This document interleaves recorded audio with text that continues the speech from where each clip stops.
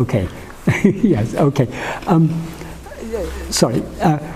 Previously, I used to be given a topic to talk about each month, but recently, Alan and Alistair asked me to choose a topic myself each month. So I thought that for the next 20 months, we could go through one paragraph of Nāṉ Ār, who am I, for each session. So this time we're starting with the first paragraph of Nāṉ Ār. Before I come to the actual text, I'll say a little bit of background. Nāṉ Ār is probably it's one of the most important works of Bhagavan. It's remarkable in many ways, and it's got very, very important teachings on it. But Bhagavan gives many of the most important principles of his teachings are given here in Nāṉ Ār.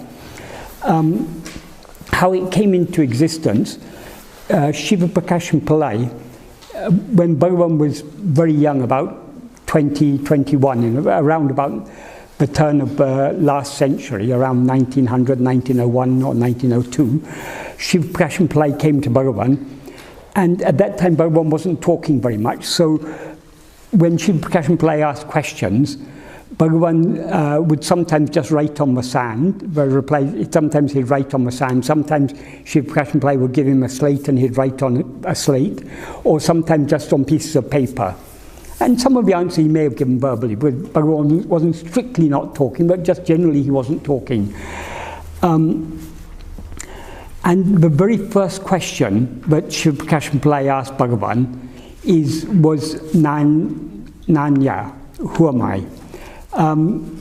Which is what makes this work so remarkable, because this is what, in retrospect, looking back on Bhagavan's life, we can understand this is his mission, so to speak. Not that Bhagavan thought he had a mission, but he was to teach this, the path of self-investigation, investigating who am I.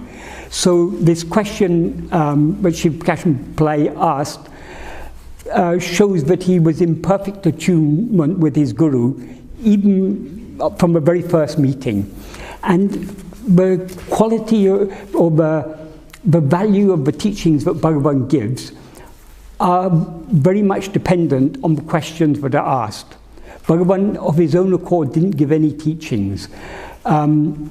If people came to him and said, Bhagavan, I'm doing japa or Gayatri or something, is it good? Bhagavan would say, yes, it's good. If people come seeking an approval from Bhagavan for whatever they're doing, he will give his approval. But if people come and say, Bhagavan, I've tried all these things, I've done so much japa, I've done so much puja, dhyana, all these things I've done, but still I don't know, it's not clear to me what is the path on how I'm to reach the goal.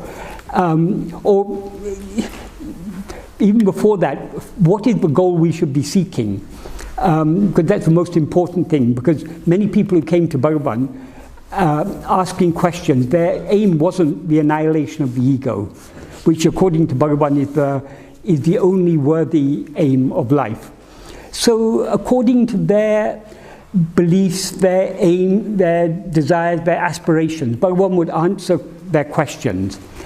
And which is why if we read a book like Talks, we find so many different types of questions asked and so many different types of answers.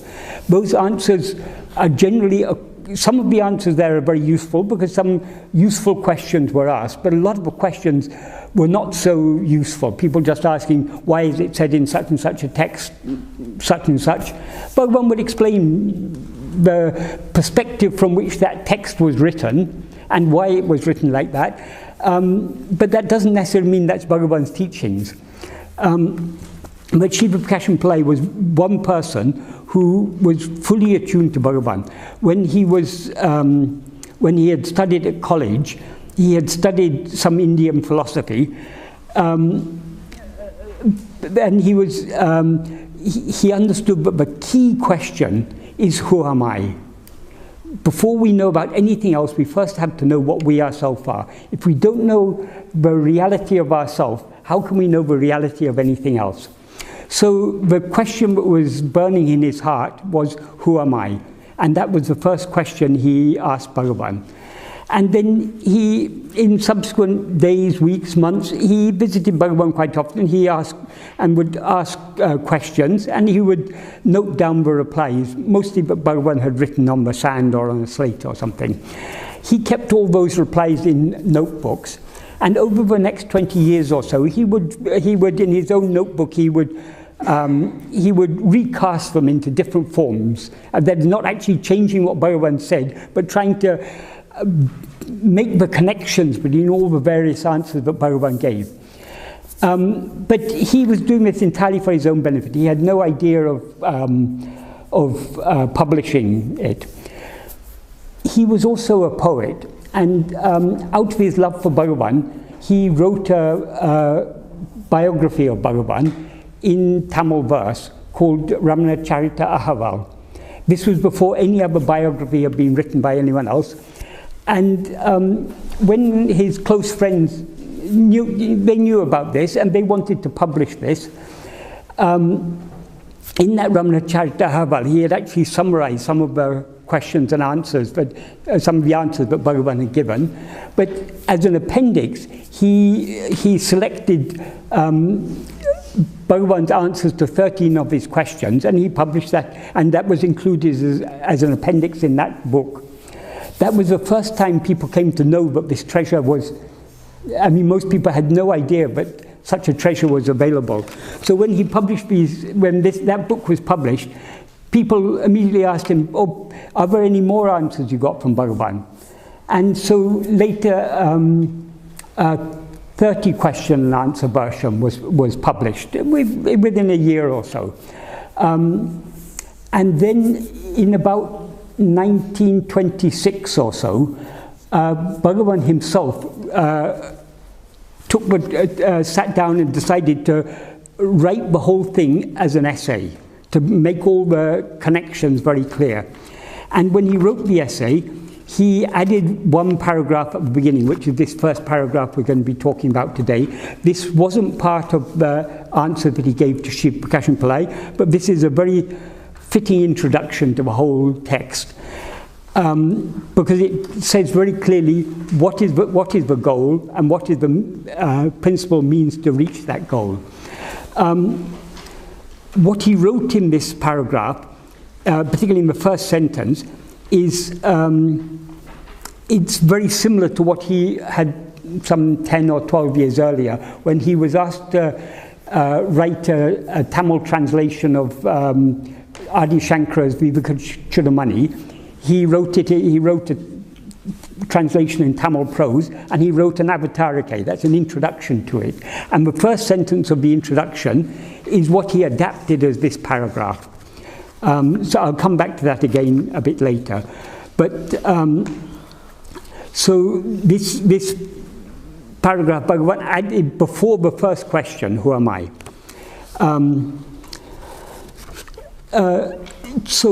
This paragraph consists of just two sentences. But the first one is a somewhat long sentence because it consists of 3 reasons, and then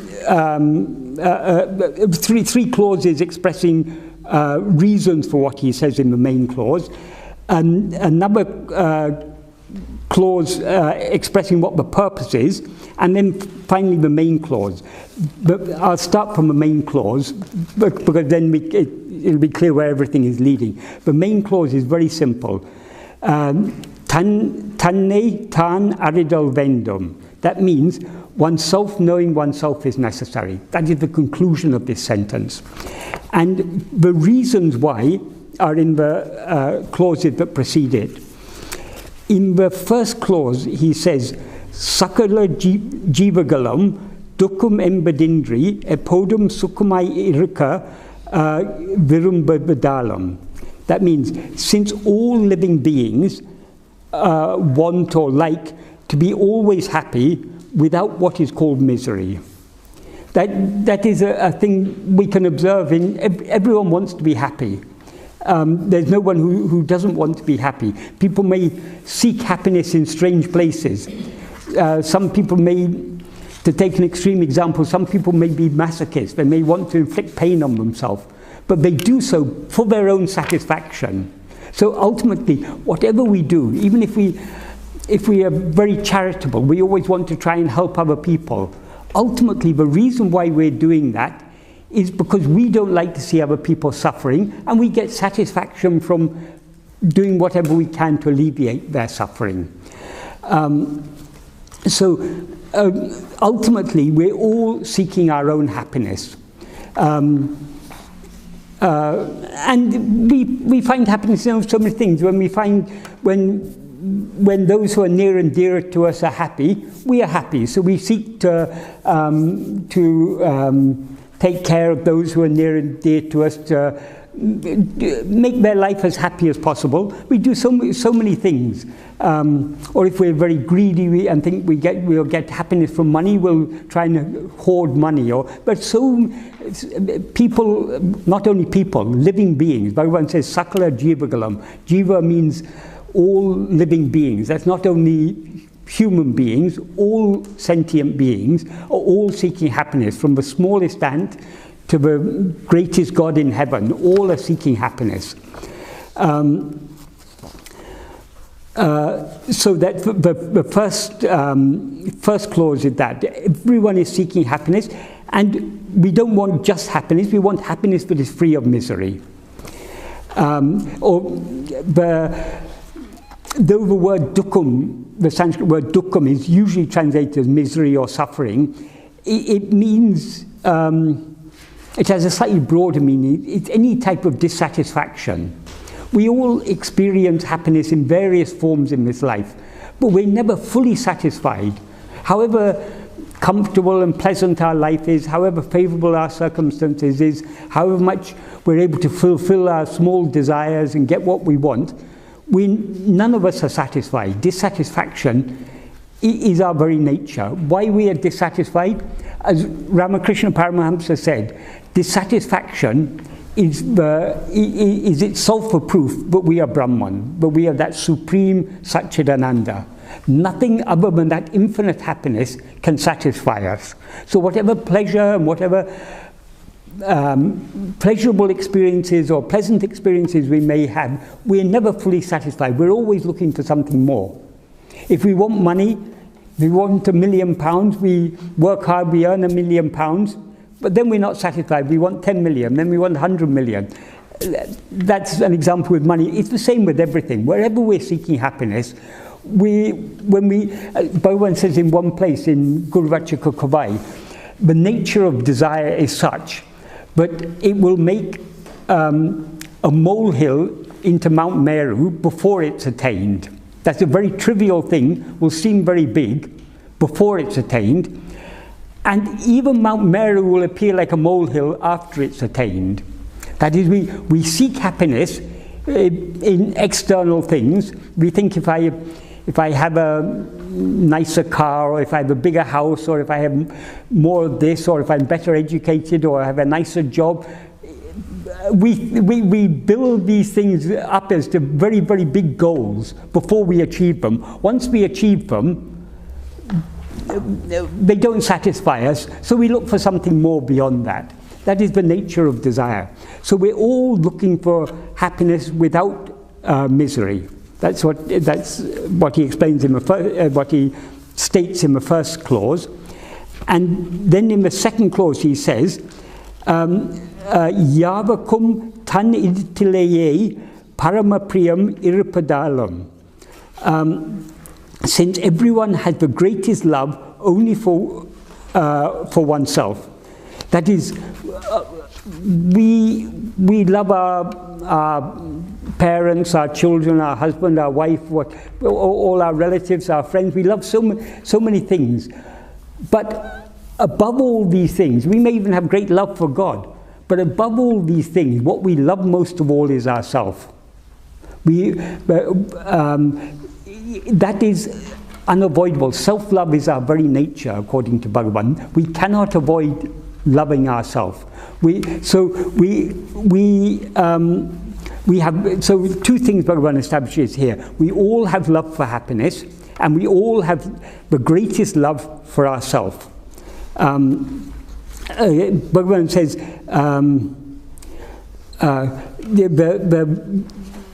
the word tan idatileye, Bhagavan puts a double intensifier there. Tan idatil means in oneself or for oneself. Idatileye is an emphasizing that. Idatileye is a double emphasis. So Bhagavan is putting a double emphasis on that. It is only for ourselves, but we have parama priyam, we have the greatest, the highest love for ourselves. But in Tamil, things are expressed in a more impersonal way. Instead of saying we have, he says, happiness exists only, the greatest happiness, for everyone, the greatest happiness only exists for oneself, or towards oneself.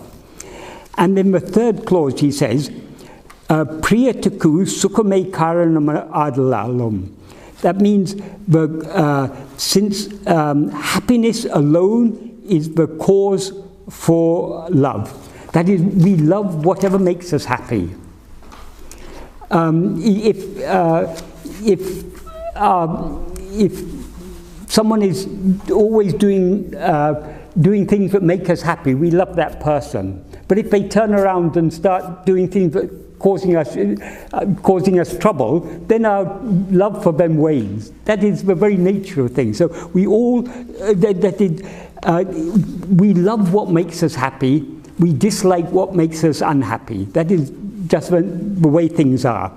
So these clauses, these three things, from this Bhagavan draws a logical inference, which he expresses in the next clause.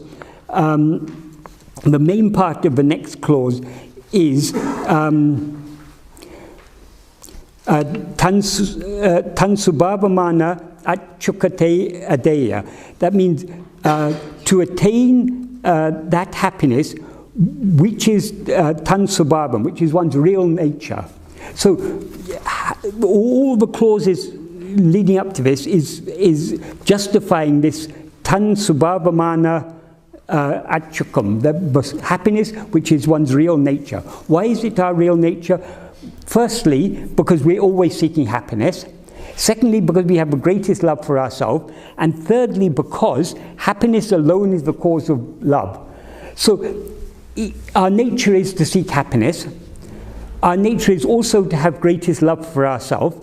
And what causes us to have love for anything is happiness. Therefore, Bhagavan concludes the true happiness, the real nature of we ourselves are happiness. Happiness is our real nature.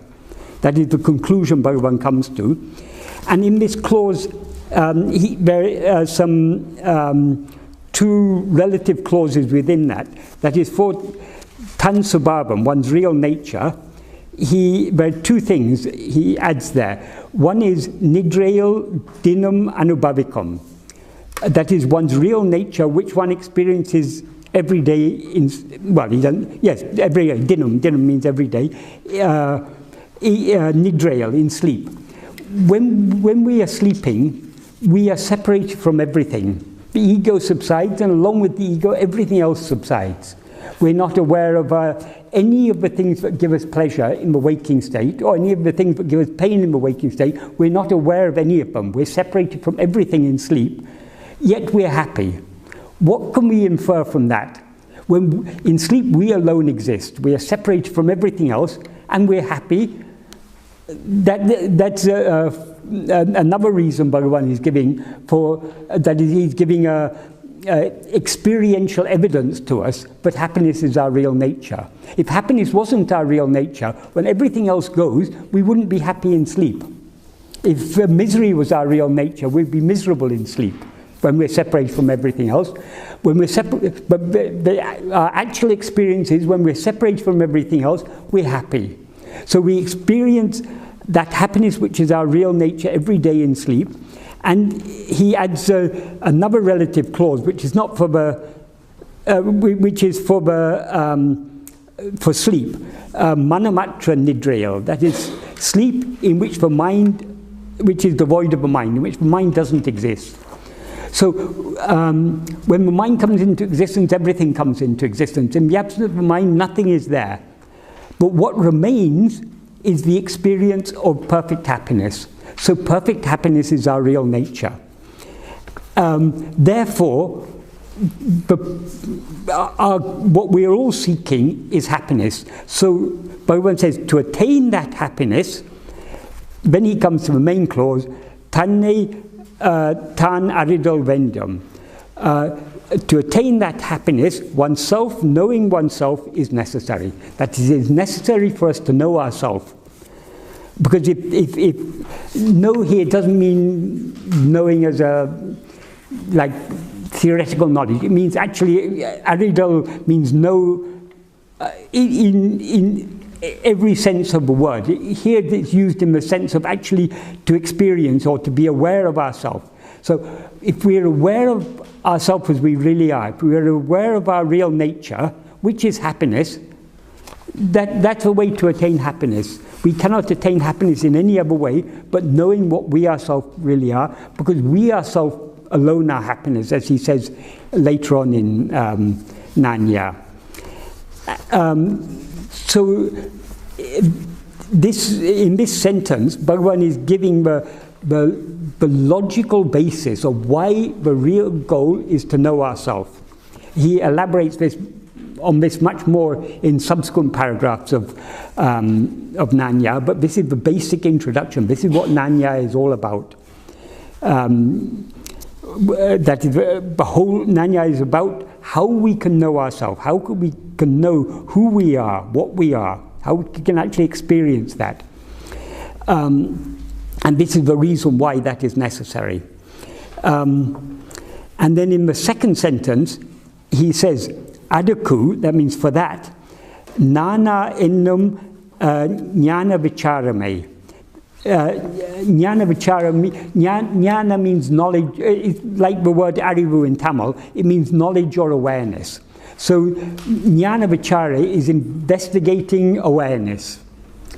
And later on Bhagavan says awareness is our real nature. So jnana vichara means in effect self-investigation or investigating the awareness that we really are. So nāna ennum jnana vicharame means only jnana vichara called who am I. Ennum means called who am I, or in effect it means only the investigation, only investigating what we ourselves actually are. That is mukhya sadhana. Mukhya sadhana means the principal means. Sadhana, it's often translated in English as spiritual practice. But actually what sadhana means is a means. If we got any goal, if I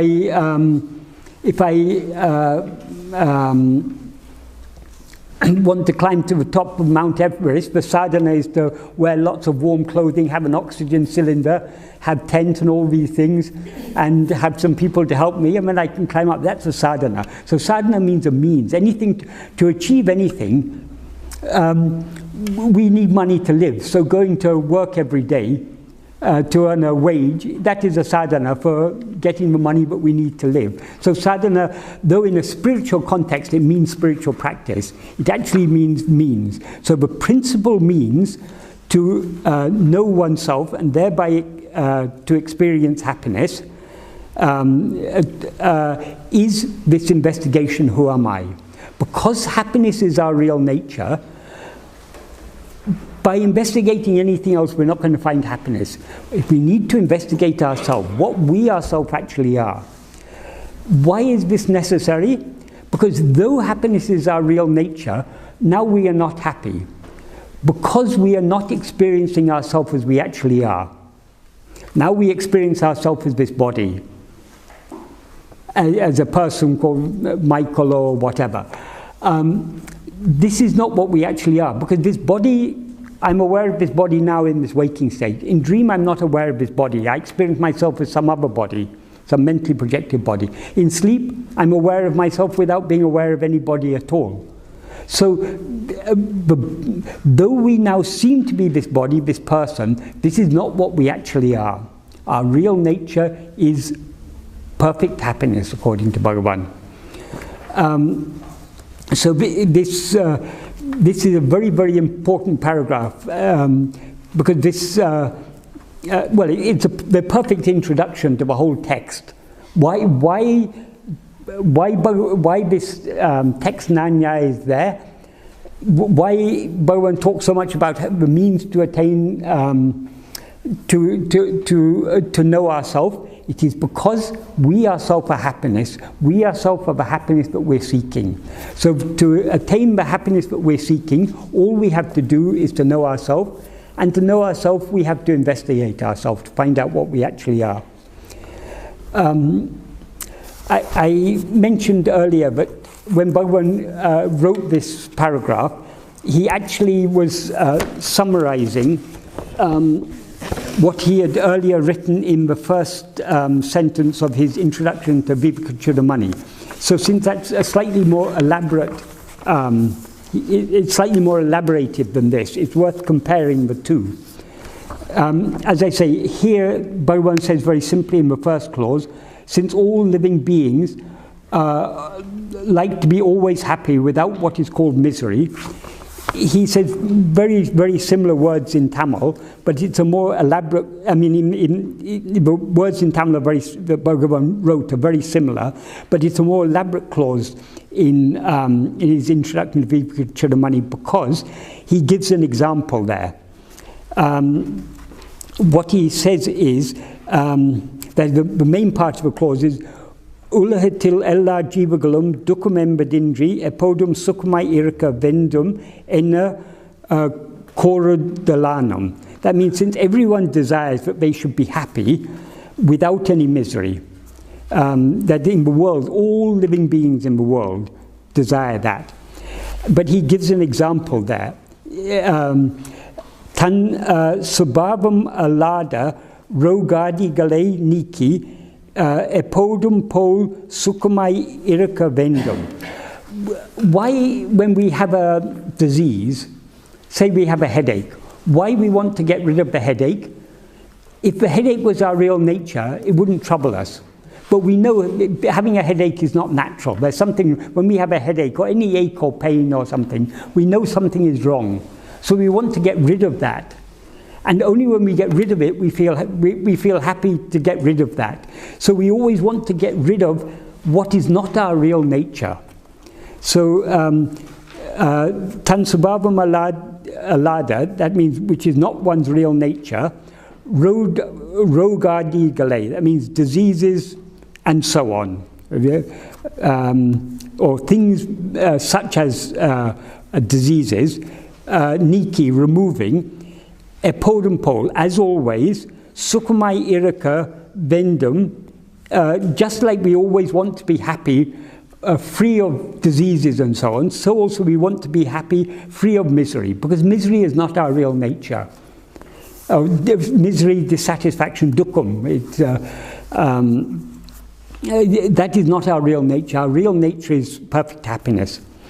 Then in the next clause he says, Yavakum taniditalaye atyanta priti irupadanam. That means, it's very similar again to the second clause here. But instead of saying paramapriya, the supreme happiness, he says atyanta priti. Atyanta means beyond limit. There's no limit to the love that we all have for ourselves. So since for everyone there's unlimited happiness exists for oneself, here he says yeah, that's the same. Priyam sukatil andri undahada dalam. Here he says, in Nāṉ Ār, he says, happiness alone is the cause of love. He expresses it slightly differently here. He says, since love does not arise for anything except happiness. It's only the things that make us happy that we like. Nobody likes the things that don't make them unhappy.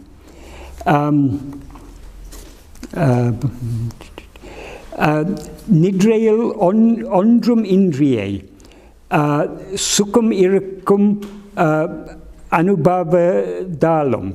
Since it's implied here for everyone, because that was in the previous clause, but everyone, the experience of being happy without anything in sleep. So we don't need anything other than ourselves to be happy. In sleep we don't have anything, but we're happy.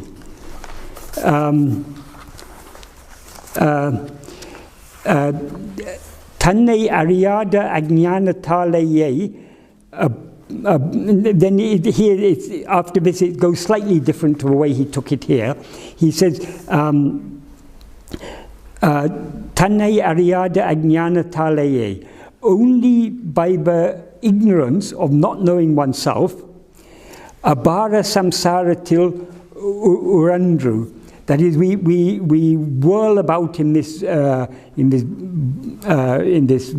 samsara, this vast cycle of endless activities, endless births and deaths. Sukum taram margam vittu, leaving the path or the means to that gives happiness. Iha para boga, that is the a day delay, that is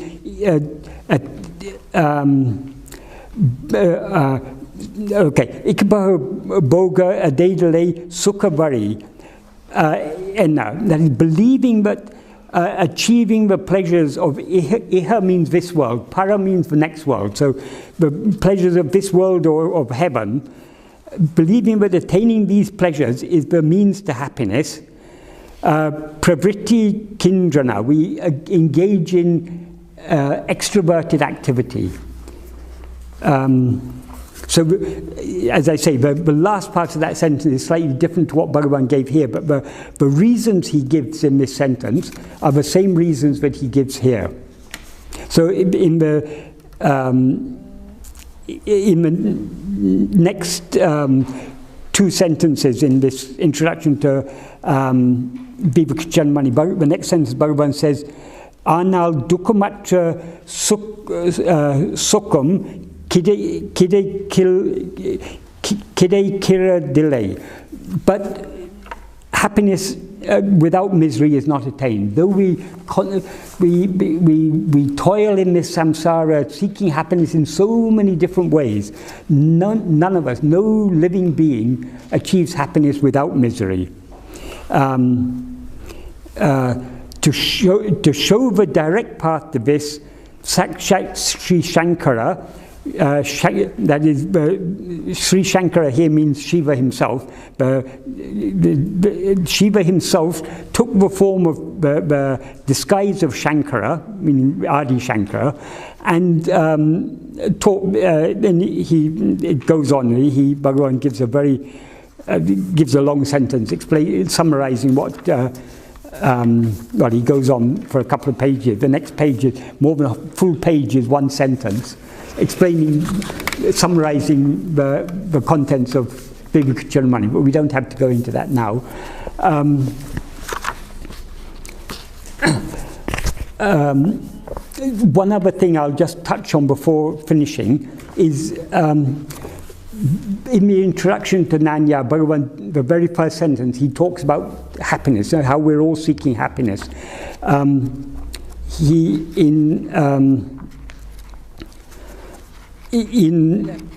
Further on in Nāṉ Ār, he takes up the same topic. In the 14th paragraph, he begins to talk about happiness again. He says, Sukham embadu anmavin sarupame. That is, what is called happiness is the sarupam means, literally it means the own form. But it means, our own form means our own nature, our real nature, anmavin, of oneself. What is called happiness is is only the real nature of oneself. Sukhamum atmasarupamum verandru. Happiness and our real nature, atmasarupa, are not different. Atmasukham andre ulladu. That is, the happiness that is ourself alone exists. Aduve satyam, that alone is real. Prapanja porul ondrilavadu sukham embadu kedeadu. There's no happiness can be is obtained from any of the things of the world. And then he goes on to explain how we seem to attain happiness from external things, from the objects of the world. If we have desire for something, that's an agitation in our mind. People say, oh, I can't rest until I achieve this, whatever goal they've set themselves.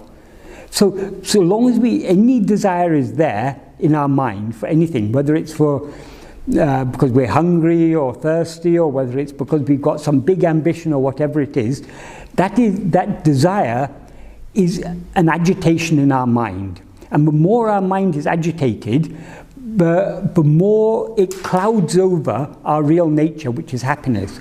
So when we have a desire for something, suppose we like the taste of chocolate, and we see some chocolate there, and we think, oh, it would be nice if someone were to offer me that chocolate. It's not our chocolate, but it's there on the table in front of us, so we can't just grab it and take it. But the thought is there in the back of our mind, oh, it would be very nice to have some of that chocolate.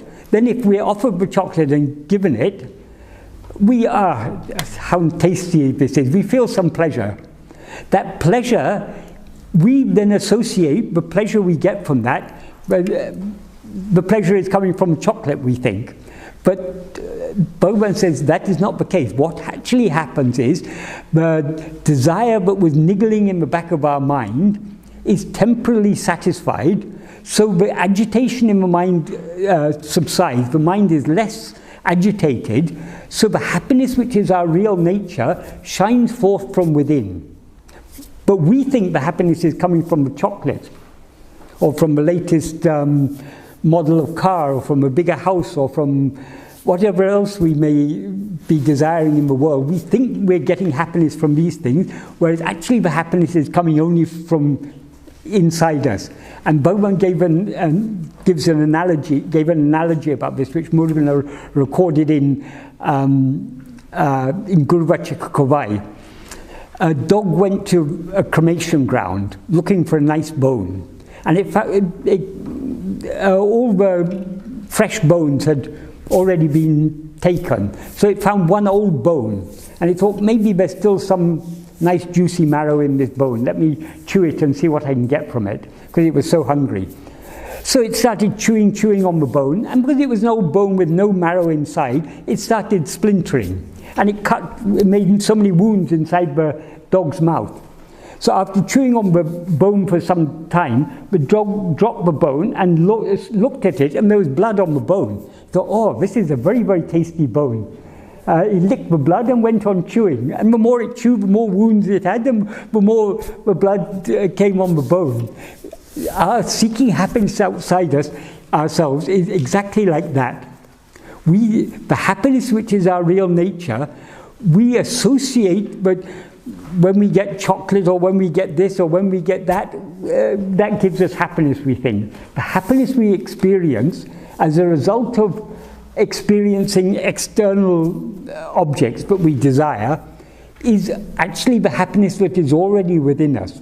So rather than seeking the happiness outside, which we can only experience partially, because so long as our attention is turned outward, the mind is agitated. It's only relative pleasure that we get from external things. If we have a very strong desire for something, when we achieve it, for a short while our mind is calm. Nothing is agitating the surface, so the mind hasn't completely subsided, but it's relatively subsided, so we experience it as a great pleasure. But how much greater would be the pleasure if we turn our attention within and thereby let the mind subside fully? How much greater will be the pleasure that we will experience, the happiness we'll experience. According to Bhagavan, it's the supreme happiness. And that supreme happiness we can experience only by knowing what we ourselves are, only by experiencing ourselves as we actually are. So, though it's a very simple 2 sentences, there's so much meaning Bhagavan is implied in this first paragraph of Nāṉ Ār.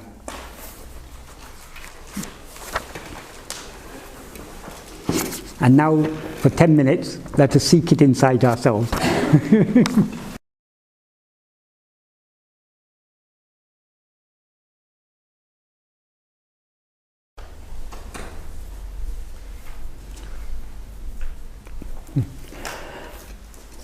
So did anyone find infinite happiness in those 10 minutes?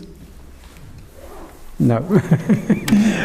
Why we don't find, though Bhagavan says all that happiness is there within us, why we don't find it when we look within? We may taste a little bit, but we don't find it in its fullness.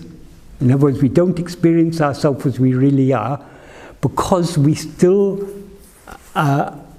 in spite of what Bhagavan has told us, we still firmly believe that happiness lies outside ourselves. Our mind still has interest in and liking for going outwards. And so long as that liking is there, we are not ready to let go of this ego, which is the root of the problem.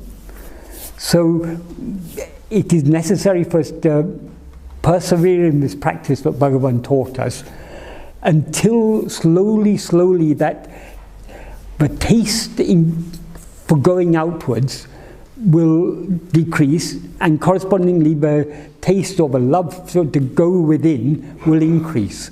This comes with practice. Bhagavan said, nobody has achieved this without perseverance, because it's the nature of the mind to always be going outwards, always seeking things. Bhagavan says the ego comes into existence by grasping form. It stands by grasping form, and by grasping form it feeds itself and flourishes. So grasping form means attending to things other than itself. That is how the ego exists and survives, how it comes into existence and how it continues existing. So the very nature of the mind is go outward. So when we try to turn our mind within, we are swimming against the current, as it were. That's against the current of the mind. But there's another current that is helping us, which is the current of grace, which is the love for happiness, which we all have. We just need to redirect that love for happiness back to seek it within ourselves, rather than seeking it outside.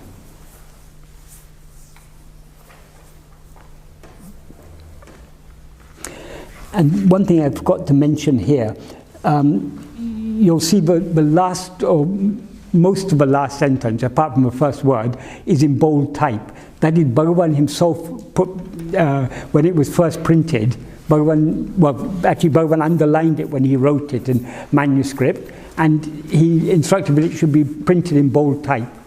And there are a few other words here and there in Nāṉ Ār where it's given in bold type. That is because Bhagavan himself emphasized that. So the main thing is this investigation, this self-investigation, investigating what am I.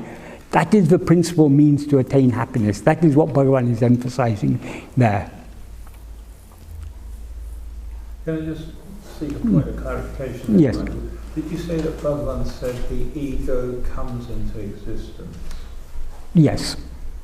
But does he not say later on that you've discovered the ego never existed? So how? Yes, but the ego.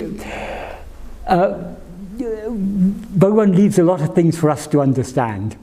The ego doesn't actually exist, but it seems to exist. So when he says the ego comes into existence, it comes into seeming existence, is what is implied, though it's not stated. There are so many things that Bhagavan said. That's why Bhagavan's teachings are a coherent whole. And to understand any part of it, we need to understand it in the context of the whole, where it fits in with everything else. So when Bhagavan talks about the ego coming into existence, his intention is not to imply that the ego actually exists. And when he talks about the destruction of the ego or destruction of the mind, his intention is not to imply that they actually exist and that they will be destroyed. They seem to exist, and if we investigate ourselves and see what we actually are, they will cease to seeming to exist. So what is called the destruction of the ego or destruction of the mind is actually the discovery that the mind never existed at all. I see, so there you use, and Bhagavan uses the word mind here as well, it's equivalent to it means the ego. In most cases when Bhagavan is talking about mind, he's talking about mind. The mind actually has two elements, we can say, the subject and the object. The subject is the ego, the experiencer. The object is everything else that is experienced by the mind, all the thoughts in the mind, and according to Bhagavan, the whole world is nothing but thoughts. So in other words, every phenomena that appears, all this is only mind. But all this is the objective part of the mind. So generally when Bhagavan is talking about mind, he's talking about the subject, the ego, not the object, not all the other thoughts. Like when Bhagavan says investigate the mind, he doesn't mean investigate all these thoughts. We're always investigating the mind. But though they don't know it, when scientists investigate far away, whatever is far away in space, or whatever tiny atoms, what they're investigating is the mind. Because according to Bhagavan, all these things are just thoughts. So they have no objective existence, those things? Yes, the trouble is words are used in different... We generally use objective in English to mean it actually exists. The world is an objective reality. That means we all sit here and we all agree, yes, the world exists. We call that objective. That is one sense in which the word objective is used. So in that sense, yes, they have no objective reality. They don't, but they seem to exist as objects, as things other than the subject. So they're truly, really only imaginary. It's all imaginary, just like in a dream. In dream we see a vast world, we see people, we undergo so many experiences in dream. What is it? It's all our own mental projection, our own imagination. Yeah. So, in fact, from my point of view, you are an object of imagination. Exactly. But so long as we are when we're dreaming, we see so many people, we talk with people and everything. So long as we're dreaming, those people seem to be sentient beings just like us. Yeah. If you were to say to someone in your dream, oh, you're just my mental projection, you'll get a beating, wouldn't you? I get it. You'll get a beating. Oh, yeah. Yeah. Why does the dream seem to be real so long as we're experiencing it? Because in dream, we always experience ourselves as part of the dream. In other words, we experience a body in that dream world as ourself. Because we are real, whatever body we experience as ourself seems to us to be real. And if the body is real, then the whole world is real, because the body is part of the world. The body can't be real and the rest of the world be unreal. Yeah. So we superimpose our own reality upon the body and extend it to the world. So whatever world we experience in any state always seems to us to be real. While we're dreaming, that's what Bhagavan says in another paragraph in Nāṉ Ār, as real as all the things that happen in this waking state, as real as they seem to be, so real all the things that happen in dreams seem to be at the time of dreaming. Yes, I keep on stumbling over this all the time. Yes. It's not the first time I've raised this with you. Yes. But then some people, some of my friends studying Bhagavan's teachings also say, well, this means that these external objects are self, or Atman, or Brahman, or something, okay. something highly Yes. Spiritual and real. Yes. But then this seems to be contradicted by the statement that it's a dream. Yes. Well, in Advaita, in the Upanishads, it said all this is Brahman. Yeah. That is true, but one important step is missing there. Bhagavan has filled in the gap there.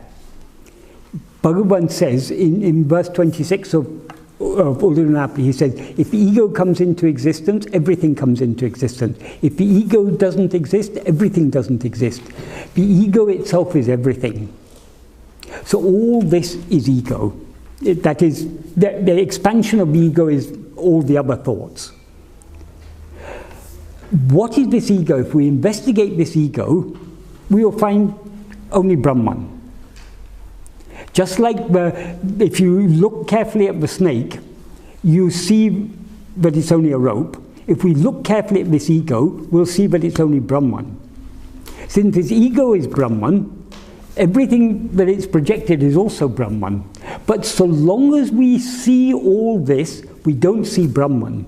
That Bhagavan says in the third paragraph, he says very clearly, so long as the world, the Jagat Drishti, the perception of the world exists, the Swarupa Darshana, the experience of oneself, will not arise.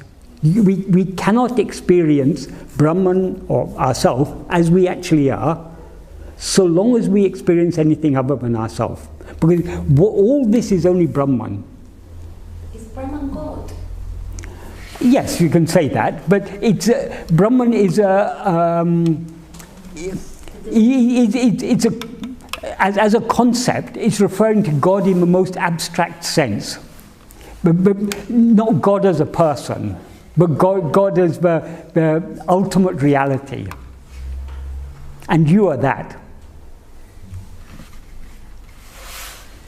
And, So, and the walls? Yes, everything is that. But so long as you see it as a wall, you're not seeing it as Brahman, are you? You don't see this wall as infinite, eternal happiness, Satchidananda, existence, awareness, happiness. You don't see the wall as that. You see it as a wall, don't you? So long as you see it as a wall, you're not seeing it as Brahman. If you see it as Brahman, you won't see it as a wall. If I see it as a Brahman, then I see it as me. Yes. Then, and everything, you'll see everything as you. That means there's no everything, there's only you. You are everything. So but everything in the sense of the only thing, not everything in the sense of many things. But many things appear only when we rise at this ego. But all these many things are actually only one thing, which is ourself. If we see ourselves as we actually are, we won't see the manyness. So long as we see the manyness, we don't see ourselves as we actually are. In one verse in Ulladu, Bhagavan says, if oneself is a form, the world and God will be likewise. If oneself is not a form, who can see their forms and how? That is, only when we project the form of a body and experience ourselves as that body, we see all these other forms. We never see any forms except when we're experiencing ourselves as a form, because we always experience ourselves as separate from the other forms. This wall, you're not experiencing it as yourself now, are you? It's something other than yourself. So by seeing it as something other than yourself, you're separating yourself. So you are one thing, that is another thing. There's a divide there. That divide happens because the nature of the ego is to project and experience itself as a body, as we see whenever we dream. We never have a dream without experiencing ourselves as a part of that dream.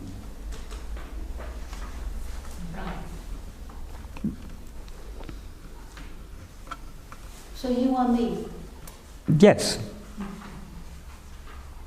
Hello. But that means you alone exist. Right. I don't exist. I means, I is there referring to this person, Michael. So it all just goes But to the I, in another sense, I alone exist because all these persons don't exist. Only what is experienced as I, the essence of it, the self-awareness, that alone is real.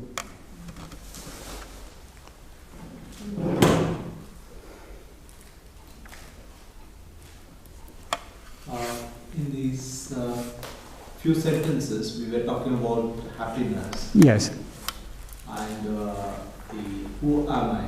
yes. Is the happiness experienced by the body or the mind? Can you experience happiness without body? The body is jada. The body is insentient. The body is not aware of anything. What about pain?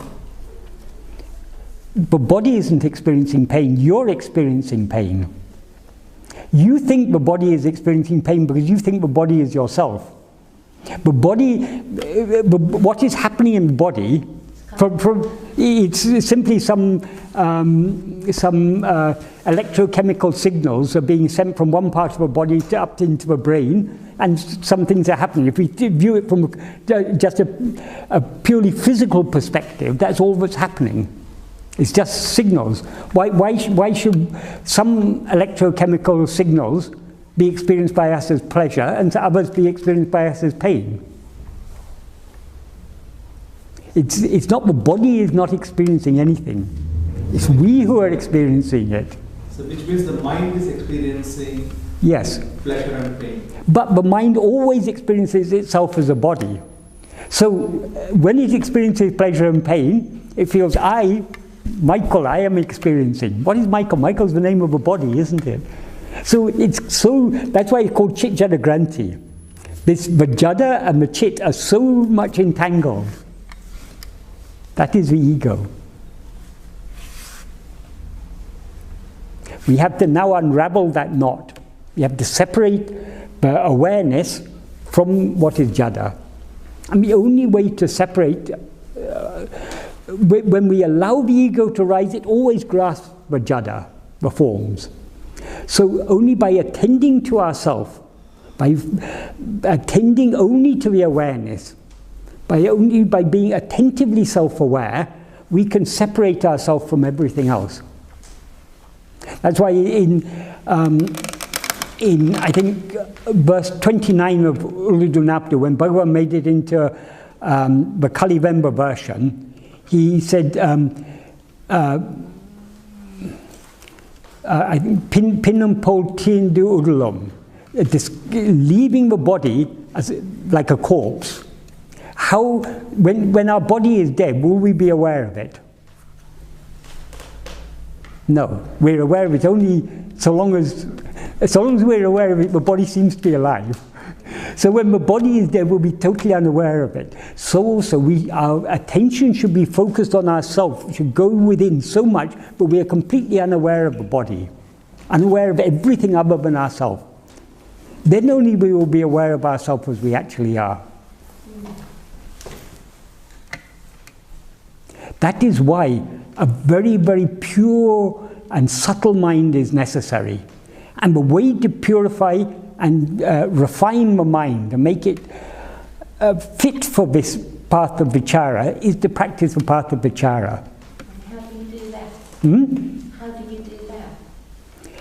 Are you not aware of yourself? Is there ever a moment when you're not aware of yourself?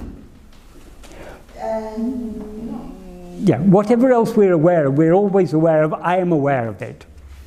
So we're always aware of ourselves, but we're not, when I say ourselves here, I'm not talking about the person that we seem to be. We are not interested in ourselves, we're interested in the phenomena. The person we seem to be is is one of the phenomena. And because we take this body to be ourself, we are so much interested in taking care of this body. But in taking care of this body, we are neglecting ourselves. neglecting what we, but self-awareness which we actually are. We just take it for granted. Just like when we go to a cinema to watch a film, we're not interested in the screen, we're only interested in the pictures that are there. Like that, we're interested in all the pictures that are appearing, we're not interested in the screen. The screen is the self-awareness. So though we are always self-aware, we're negligently self-aware. That is, we overlook the self-awareness because of our interest in other things. What we have to do, our interest has to change. Instead of being interested in experiencing other things, we have to become interested in experiencing our own self-awareness. In other words, instead of being negligently self-aware, we have to be attentively self-aware. Being attentively self-aware is what is called Atma-vichara, self-investigation. So you get to a point where you don't need anything from the outside. We don't need anything. No money. Nothing at all. Have you got there? If I say I have got there, then there's an I but saying I have got there. Bhagavan says, to say I have known myself or I have not known myself, both are ground for ridicule. If anyone comes and tells you, I have done Atma-vichara and I have realized myself, you can be sure they haven't.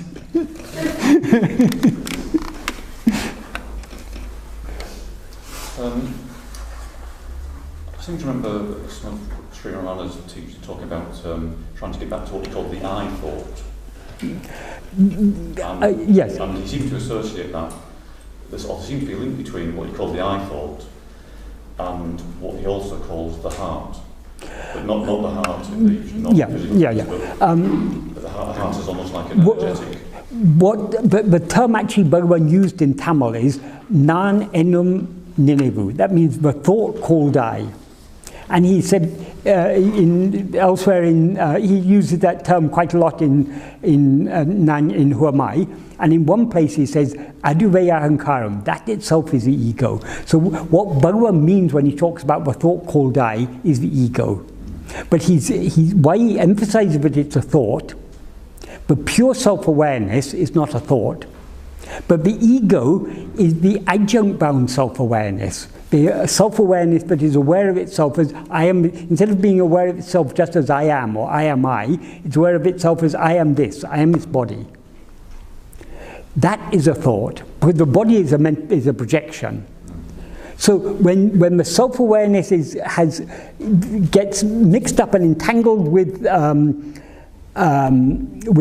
adjuncts, such as this body, that adjunct mixed self-awareness, in other words, that impure self-awareness, that is the ego. That is the thought called I. But where this thought called I originates from, that is our real nature. That is what he calls the heart. The sense in which he uses the heart is in the sense of core, the center of everything.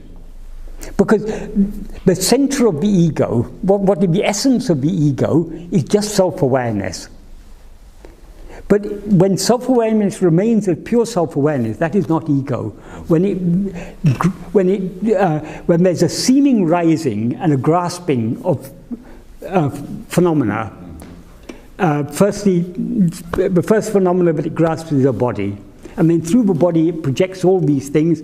Through the sense of body it projects this whole world, and it grasps them with its attention.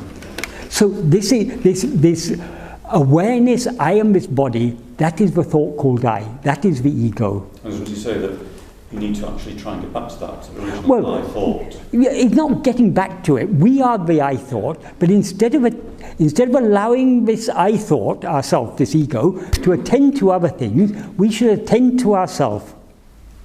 Now well, it is, yes, because now we experience ourselves as this ego, don't we? We don't experience ourselves as infinite.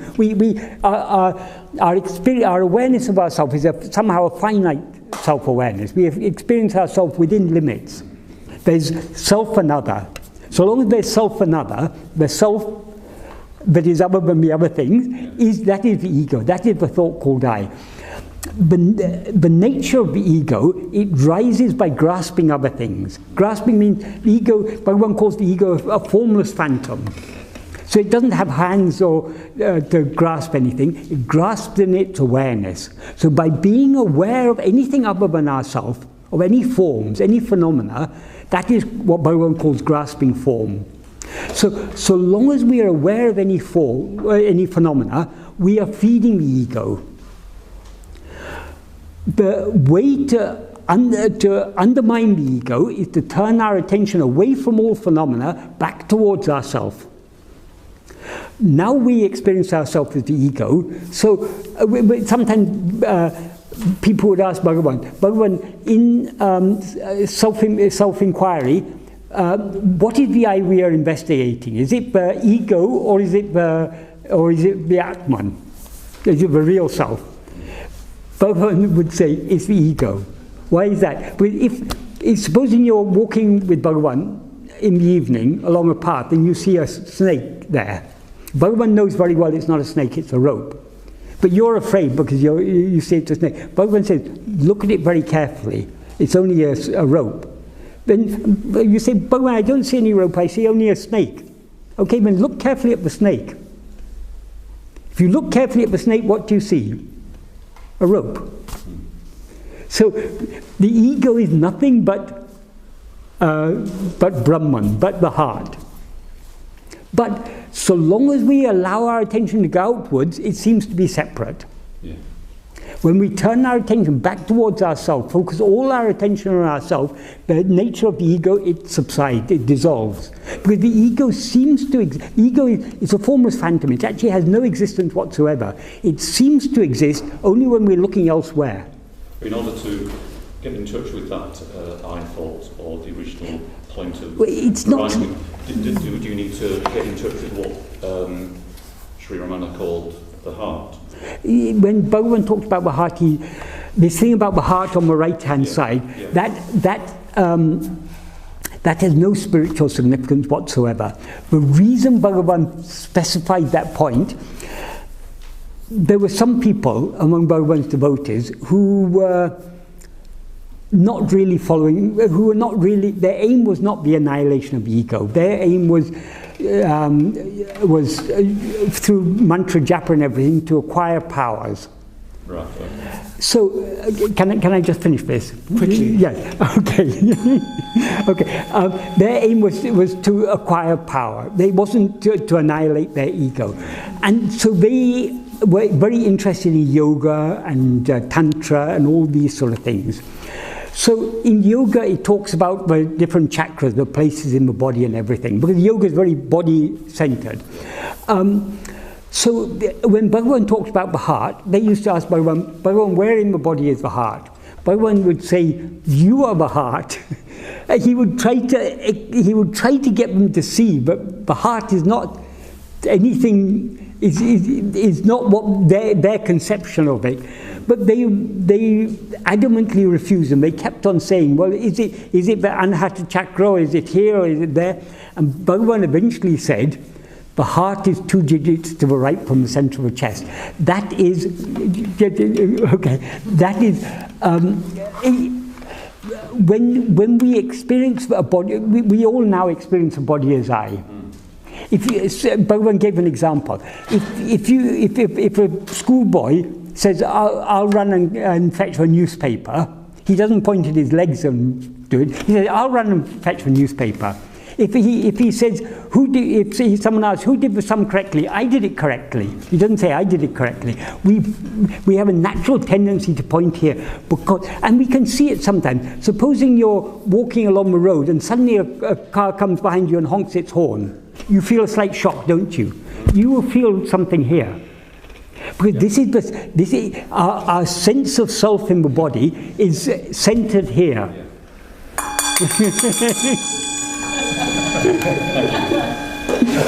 But that has no spiritual significance. It's an object. The body is an object. We can continue this after. Okay. Sorry, I have to do 10 minutes silence and then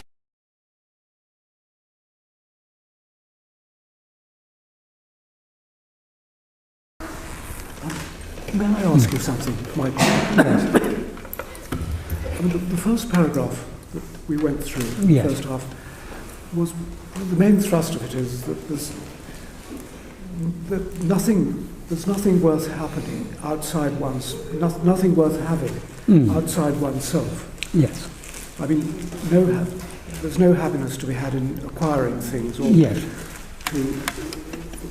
to satisfy one's wants or one's wants rather than one's needs and tastes and things. On the other hand, if you look at somebody engaged, for example, as a doctor, who needs to keep abreast of his practice in order to be a good doctor, he has to acquire the best kind of equipment that he can have in order to do his job most effectively. Yes. And so the same thing happens. I mean, if he gets a good microscope, he'll then suddenly realize that there's an even better one to be had. Yes. And so on. And the sort of chain of want and sort of acquisition will go on and on. And my own feeling is that that's not incompatible with the getting rid of the ego. It's just that in one's ordinary life, I mean, Bhagavan always advised people that they should never give up whatever it is that they're doing to earn their living, because they've got to do it. We're all in that position. But we have to do it in a way egolessly. Not in a way, we simply have to do it egolessly. We don't have to give up the actions, we have to give up the actor. Right. The one who is doing. Yes, that is the ego. That's what I'm getting at. When we give up the ego, then in verse 38 of Ulvinaptu, Bhagavan says, if we are the doer of actions, we will have to experience the resulting fruit. Yes. If we investigate, if one knows oneself by investigating who is the doer of actions, all the actions will cease, all three karmas will cease. That is mukti, this state is mukti. So, merely giving up actions doesn't get rid of the problem. The problem is the ego. When we get rid of the ego, we get rid of everything. But until we've got rid of the ego, giving up other things may be of some use in some context, but we cannot, surrender cannot be complete merely by giving up mine. We have to give up the I. So the doctor could decide, oh, okay, I want to renounce, I'll go and sit in a cave in the Himalayas and I'll meditate or something. He could do that, but so long as he's there, so long as he feels, I am this person, I am Dr. So-and-so, I am meditating in a cave, Bhagavan said, if you take sannyasa without renouncing the ego, you're not improving things at all, because you're substituting the thought, I am a grahastha, I am a householder, with the thought, I am a sannyasi, I am a renunciate. It's still the root problem. According to Bhagavan, is concerned only about one problem, and that is the ego. But if we solve that one problem, the ego, all problems are solved. If we don't solve that one problem, whatever other problems we solve, there'll be other problems will come along with it. I mean, so long as the root is there, it'll continue sprouting so many problems, one after another. So merely trying to get rid of problems is not Bhagavan's concern. Who has the problems? The one who has the problems is the root of all problems. That is what we need to get rid of. Yeah, I mean, that's part of it. But we also need to get rid of the desires, don't we? The sort of fundamental desires. Because that is the fuel that keeps the ego alive. Yes. So, but how can we get rid? Have you ever? Do you think it's possible to have a desireless ego? Oh, I'd have to think about that. I don't know the answer to that. It's not possible. Bhagavan says the ego comes into existence by grasping form. It stands by grasping form. I mean, the very nature of the ego is grasping. So, but what motivates it to grasp is desire. So the ego cannot exist without desire. But if there was no desire, for example, if you lived in a cave in the Himalayas and all you were battling with the elements and your mind, You wouldn't have any desires. No, you would. You want to keep warm. You want food when you're hungry. So long as you rise as an ego, you will have desires in one form or another. So you can't Even the very, like that. even the very, because the ego comes into existence by projecting and grasping a body as itself. That itself is an attachment. It's a desire. I mean, it's the result of a desire. So in the West, how can you live like that? So if you're not to have desires... You cannot live like that in the West or the East or anywhere. You can live like that only in yourself, not anywhere else.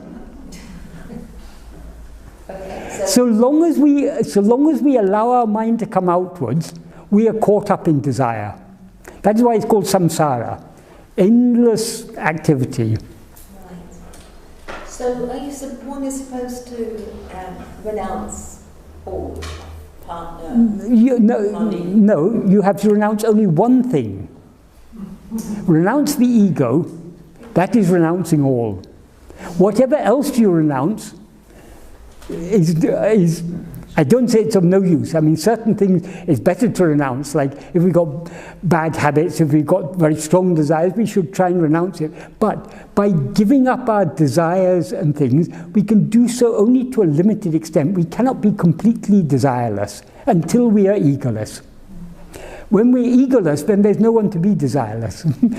That is the root of the problem is solved. So that's why Bhagavan's whole teaching it's all about the ego.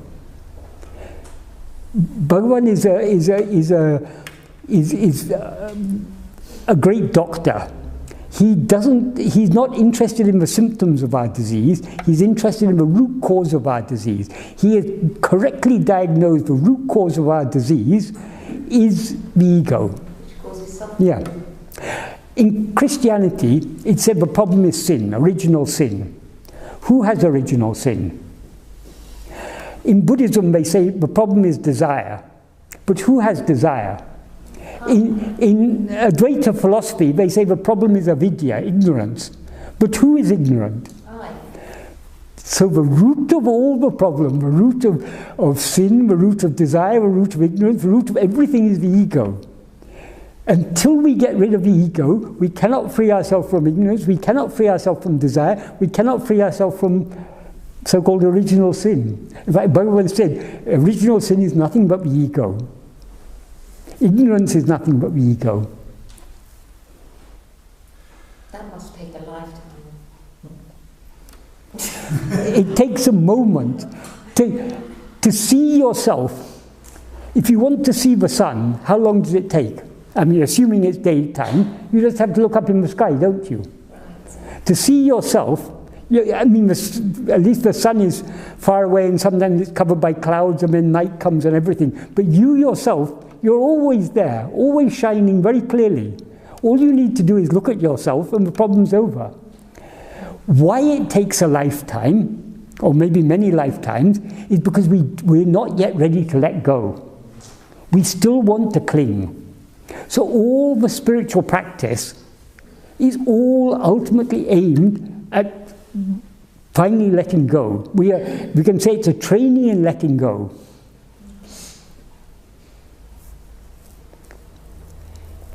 And I suppose this is what people have to do who are earning their living, whatever, in the way that they're sort of functioning in life.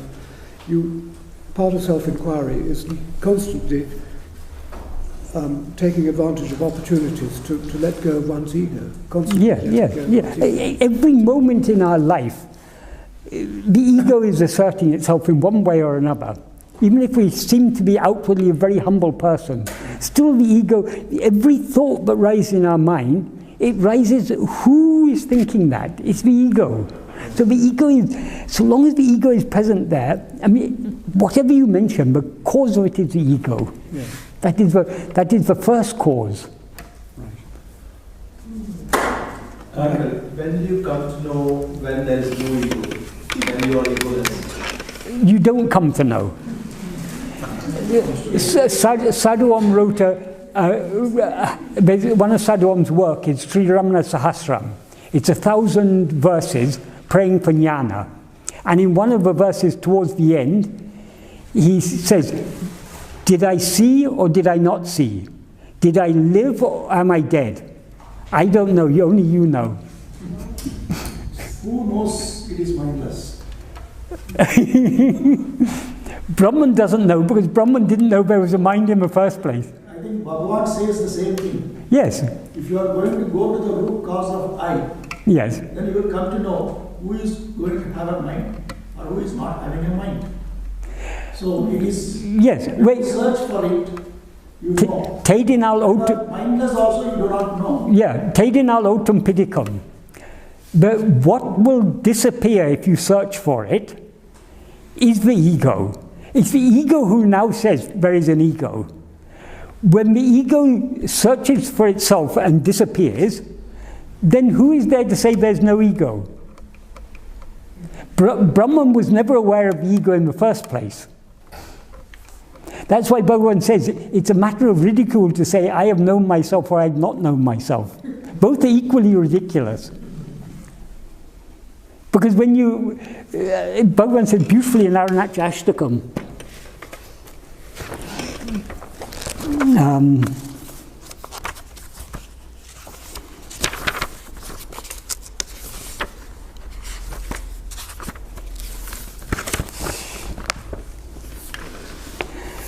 Kandavan evanena karutidunadak, Kandavan indrida nindradu kandain. When well, not even I, because there's, it's not, when it's virtually impossible to translate into English, because in English we have to have a pronoun there. We have to say when I looked, but there's no pronoun there in Tam. When I looked within my mind to see who is the seer, I saw the seer ceased to exist, and I saw what remains. Kandanan endrida karuteraville, kandilan endrida karuterumarein. That is, when now the mind doesn't rise to say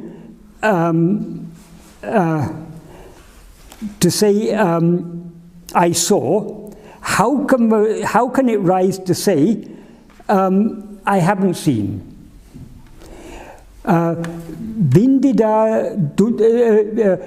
Vindidu vilakidu virulurvona vindile pandu ni vilikida endral vindida dunnile vilikida vendre vintala machala ma vilankida nindrai. That's verse 2. Only to make this state known, in ancient times you appeared as Dakshinamurti, and wait a second.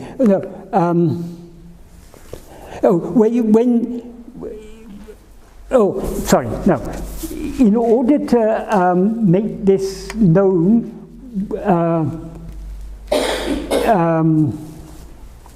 in those days, without saying you made it known, without words, in other words, through silence. And now you stand as this hill. I mean, that's a summary of it. I can't remember exact. I have to. It'll take me too long to split it. But basically, what Bhagavan is saying here is, when you see the dissolution of the ego, there's no one to say, "I have seen it." It cannot be said in words what it is. This is akin to Ramakrishna Paramahamsa has said. A doll made of salt. Yes. Went to measure the depth of the sea. Yes. Will it be able to spell out what is the depth? No. It's dissolved. Yeah. There's a saying in Tamil.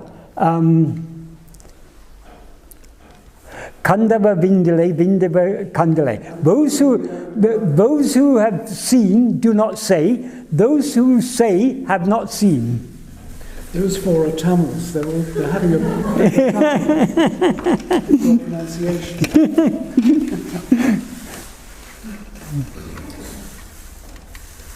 Isn't there technique. Hmm? Is there a technique of awareness investigation? If it's a bright sunny day, and you're outside in the sunlight, is there a technique for seeing the sun? The only technique is to look at the sun. So likewise, the only technique to see ourselves is to look at ourselves. In other words, in order to be aware of ourselves as we actually are, the only tool we have is our power of attention. It's only by turning our attention. Now our attention is facing outwards. Outwards doesn't mean only towards the material world. Even the thoughts are outwards. According to Bhagavan, everything other than ourselves is external. So even if you're sitting thinking your thoughts, that's, according to Bhagavan, that's bahimukham, that's extroversion. Introversion, antamukham, or in Tamil Bhagavan often use the word ahamukham. Ahamukham means facing only I. In Tamil, aham has two meanings, because there's the Sanskrit word aham, which is the first person pronoun I. There's also a Tamil word aham, which means inside or home. So both those meanings, Bhagavan used the word ahamukham because it can be interpreted both ways, looking inside or looking at I. Because according to Bhagavan, only when we face I alone are we facing inwards. So long as we face anything else, any thought, any feeling, anything in the world, any phenomena of any kind, whether seemingly physical or seemingly mental, according to Bhagavan, they're all mental phenomena, facing any phenomena is bahimukham. Facing ourself, that is our own self-awareness, that is antamukham, ahamukham. That is the technique, turning our attention back towards ourselves. But people find it a bit difficult to grasp at first, because when it said attend to yourself, we're used to attending to objects, to phenomena. So we begin to look for some phenomena. What is this I? We think we're going to find something inside it. But there's nothing, because all we are is awareness. So how to attend to awareness? It's obviously different to attending to an object, because objects are relatively stula, gross, whereas awareness is the most subtle thing of all. But we're all aware of being aware, aren't we? So self-awareness is our basic experience. In fact, it's the only experience that continues through all the three states. In waking and dream, we're aware of so many other things, but we're still aware of ourselves. In sleep, we're aware of nothing else, we're still aware of ourselves. So that basic, that one fundamental self-awareness which endures through all the three states, that is what we need to attend to. But it's not an object, obviously. So, though we're always aware of ourselves, we neglect ourselves. Ourself here means self-awareness. We neglect self-awareness because we're so interested in all the other things we're aware of. We're constantly attending to things other than ourselves because we find that more interesting than attending to ourselves. So, but the self-awareness is always there. So now, so long as we're attending to other things, we are self-aware but negligently self-aware. In other words, we're overlooking the self-awareness, though we're always aware of it. Like when we're watching a cinema, a very interesting film in a cinema, all the time what we're looking at is the screen. But we don't actually see the screen. We see the screen, but we don't see it, because what we're interested in is the picture. So what grabs our attention is only the picture. We're seeing the screen, but not seeing it in a way. In the same way, now, we're aware of ourselves, but not aware of ourselves. We're always aware of ourselves, but we're overlooking it. So instead of being negligently self-aware, as we usually are, we have to be attentively self-aware. I think attentive self-awareness is the closest we can come in words to describing what it is. If we say, attend to yourself, it makes it seem as if our self is an object. Whereas self-awareness, we all know I am. We're all aware, but we are. So being attentively aware of ourselves, that's the closest we can come to in words. And with a little practice, it becomes so clear. But yes, we're always aware of ourselves. Even while we're talking now, are we not aware of us? Are we not, each one of us, aware of ourselves? So all we need to do, instead of overlooking that, just constantly remembering that self-awareness. Instead of letting it drift to the back of our mind, keeping it in the front of our mind. I mean, words can't capture it. I mean, whatever words we use, we're struggling. But I mean, that's just a way of saying it. So that should be foremost in our mind, that self-awareness. We should take so much interest in knowing, what is this self-awareness? Now our self-awareness is mixed up with this body. You feel I am Alan, I feel I am Michael. These names and forms, they come and go. When you're asleep, do you feel you're Alan? So Alan is just an upadi, an adjunct, something that comes and goes. But what endures in all the three states, that basic self-awareness, that we have to be so interested in. If we're so interested in that, we'll make very quick progress. The problem is we are too much interested in other things. So it's a matter of changing what we're interested in. Now we all have so many problems in life, and we know this life is going to come to an end one day, and so many things, so many things outside interest us. Even we're more interested in our problems than we are in ourselves.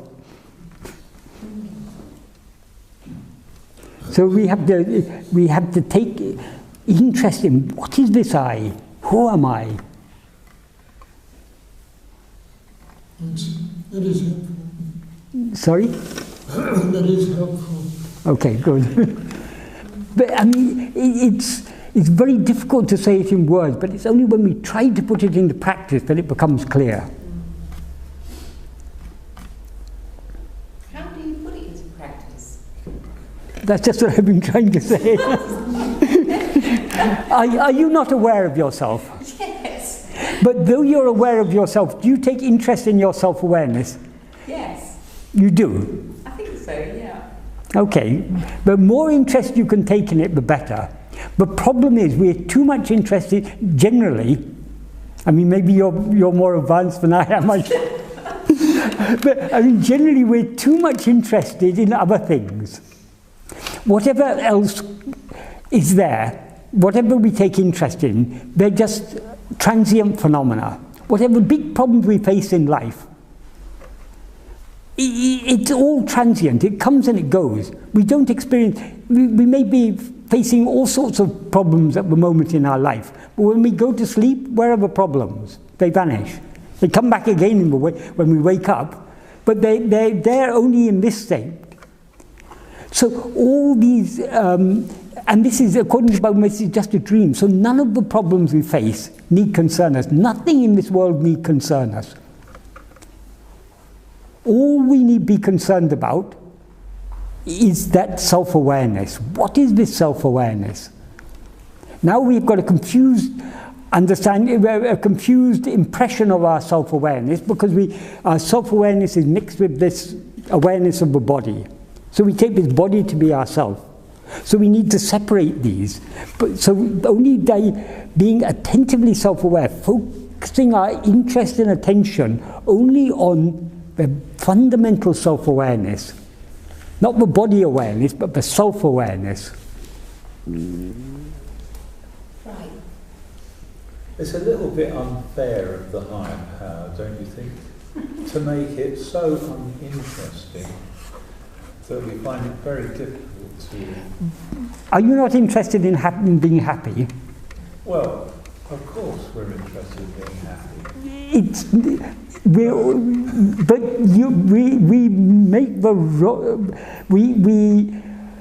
We believe that happiness lies external to ourselves, in something other than ourselves. So we take interest in things. If we didn't think there was any happiness in anything other than ourselves, we wouldn't be interested in anything else. Yeah, but the higher power, for want of a better word, or Brahman, or whatever the hell, or God, has set it up this way. It is extremely, we are always drawn to the other. Okay, what is this higher power? I have no idea. You are that. Okay. It is not Brahman that has created this problem. It's Maya. And Maya is our own mind, our own ego. It's we who take interest. Who asked us to take interest in all these external things? Who? You're saying higher power. Yes, but because I'm unhappy. You're unhappy, yes. Yes. So I'm unhappy and now I start looking for happiness. Yes. But that is yes, because we're looking in the wrong place. That's the whole what Bhagavan's teachings is all about. We're all looking for happiness, but we're all looking in the wrong place. All we need to do is to look in the right place. And the right place is you. You yourself are the happiness. It's very hard to do that in the West, though. I mean, I just came from Sri Aurobindo's ashram in India. Yeah. And I was very happy there. Yes. I didn't want anything else. Right. You know, I didn't want nice things or nice clothes or... Okay, but this is just a change of external circumstances. But so long as your happiness depends on external circumstances, now you're saying happiness doesn't... Now you're saying happiness lies in Aurobindo ashram. Yeah. But according to Bhagavan, happiness doesn't even lie in Ramana ashram.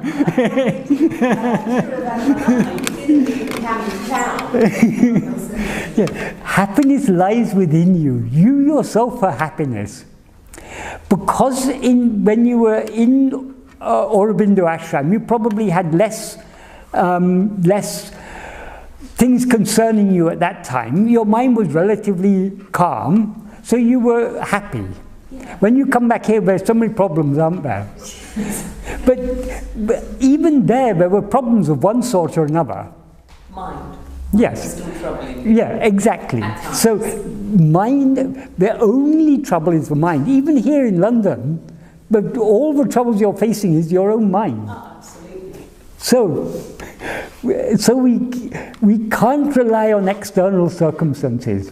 External circumstances, okay, we all like favourable circumstances. When circumstances are favourable, generally we're a little bit happier. When circumstances are unfavourable, we're generally a little bit less happy. But these are just, it's all very relative, very superficial. We're not, the happiness you experienced in Auroville or Aurobindo ashram or wherever it was, that wasn't supreme happiness. It wasn't infinite, eternal, was it? It was very finite. Yeah. But you yourself are the infinite and eternal happiness. That is above all ego, fear, yes. grasping, yes. wanting and needing. Yeah. The divine within me. Yeah. Not even within you, it is you. We say within you because we're aware of this multiplicity. There's outside and there's inside. But actually when we talk about inside, it is not actually inside, it is what we actually are. That could be a fairy tale then. I mean, we have... Okay, it could be, okay, let's say it's a fairy tale. How can you know whether it's a fairy tale or not? You have to investigate it. Yeah. You've been looking for happiness in so many other places. Why not at least give this a try? We haven't succeeded anywhere else. Oh yeah, I suppose I have been giving it a try. Yeah, yeah. I have been giving it a try. But we all have to try a bit. The trouble is we've not been trying hard enough. Must try hard. This is a bit like being at school. Yes, yes, exactly. Exactly, exactly.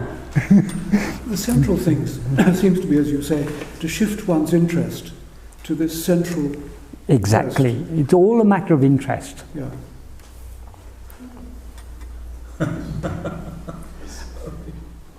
And then when you get there, you die. You do. Because you're always there. Yeah, yeah. But from the perspective of this state, we say you die. Right. But once you're in that state, you know that you were never born and you never died because you were always that. Yes.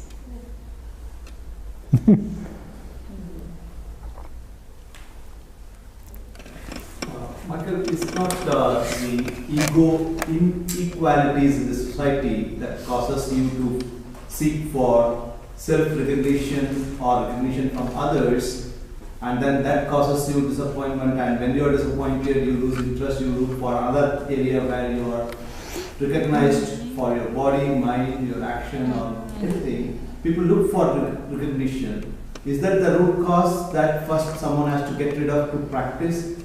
That they should not expect anything, any recognition from their spouse, from their home, Yes, children, well, from society? that is, desire comes in many forms. But even it is said the most dangerous of all desires is puhalase, the desire for recognition, for appreciation. Even those who are able to renounce, Bhagavan says in Anubandham, though all the worlds are renounced as straw, though all the Vedas are at one's fingertips, if one falls a prey to that vile courtesan of flattery, it's very, very difficult to free oneself from slavery to her. So that even that is the most difficult thing to renounce. But the way to renounce it is the same as the way to renounce all other desires. Renounce the root of them, and problem is solved. Because for who has desire for appreciation? I love to be told how beautiful and lovely I am. Yeah, we all do. We all like to be loved. We like to be. I mean, that's a natural. It's a very, very deep-rooted desire. But it's dangerous, isn't it? It is dangerous. Yes, yes, yes. No, I understand it is the root, but you can't remove the root without cutting the branches and other leaves and branches elsewhere. Then if you've got a very, very dense bush and you want to root it out, you first have to cut some of the leaves and branches. But if you spend all your time cutting leaves and branches, you're never going to root it out. You need to clear some of the excess growth around the root and then cut up the root. So that's why other spiritual practices are necessary to remove the worst of the entanglement. But we shouldn't waste our time continuing cutting the leaves and branches. As soon as we've seen the root, now Bhagavan has pointed out to us, that is a root. So let's focus on cutting that root.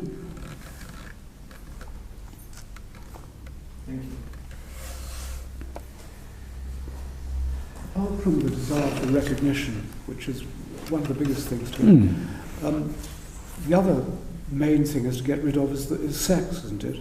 I mean, that's a sort of fundamental. Yeah, because so long as we take the body as I, that desire is there, because it's part of it. It's just like we have desire for food and for things. It's part of it. It's built into the biology of the body, because the species needs to reproduce. So long as we, when we project a body, we project it as either male or female, and that attraction is there. Yeah. So I mean, that's a very even Bhagavan sang. I mean, not Bhagavan was affected by these things, but knowing that this is something that affects people, Bhagavan in Arunachal Navamani Malai, there's a verse in which Bhagavan says.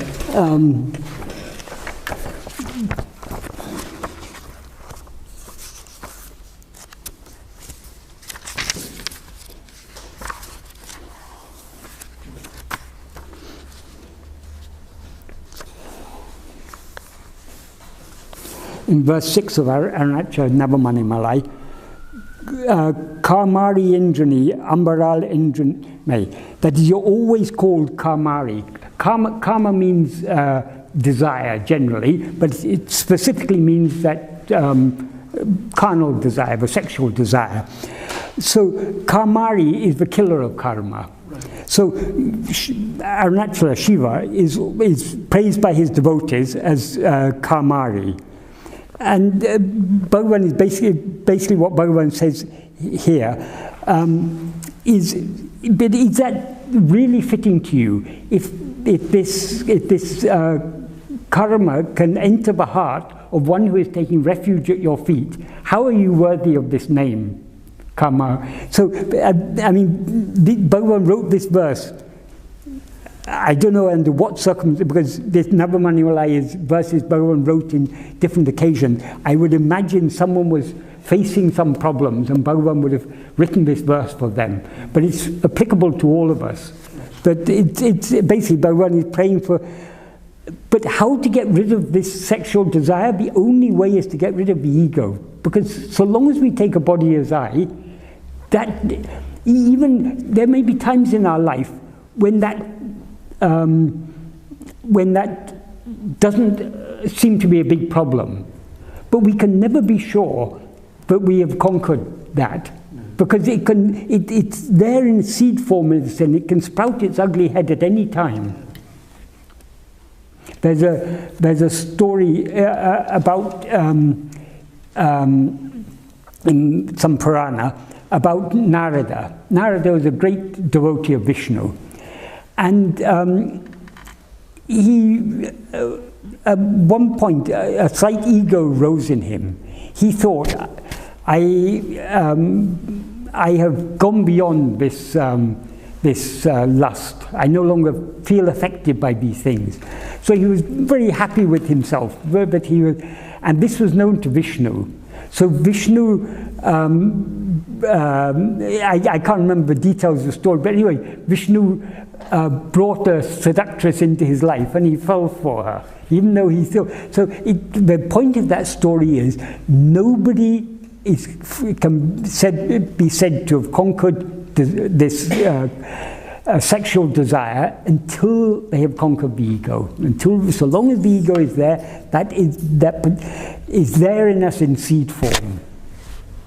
Yeah. That figures.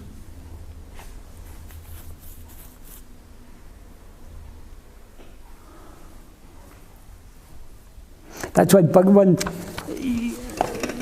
Didn't Bhagavan also say there's a presupposing of a non-entity that wants to get salvation for itself? Yes. And its spiritual practice will reinforce that assumption. What Bhagavan said is, in any spiritual practice, other than Atma-vichara, is assuming that the problem is there. But Atma-vichara, we are directly facing the problem. The problem is the ego. If the ego is real, how to get rid of it? So in Atma-vichara, we are investigating, is the ego real? So we're going to a root of the problem. Any other spiritual practice entails some type of activity of body, speech, or mind. And so long as there's an activity of body, speech, or mind, the ego has to be there to do it. Whereas in self-investigation, we're investigating this ego. Is it real or not? So this is the only way to get rid of it. Because so long as we assume the problem is there, we can't get rid of it. When we investigate the problem itself, we will find there's no such... The problem isn't there at all. The ego isn't there at all. The ego is a wrong awareness of ourself, which we experience only when we are aware of anything other than ourself. Every spiritual practice other than self-investigation entails attending to something other than ourself. By attending to anything other than ourselves, we're giving reality to the ego.